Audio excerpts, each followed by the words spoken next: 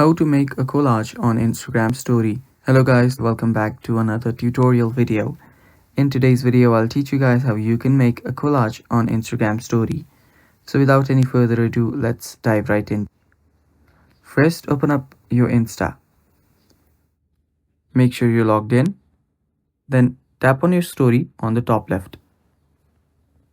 Now from here, if your Insta is updated, you can tap on this pictures option and select multiple pictures.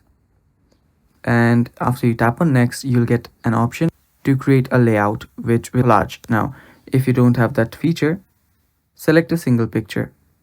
So I'll just select this picture. And now to add a collage or to create a collage, I'll just add multiple pictures. Tap on this sticker icon.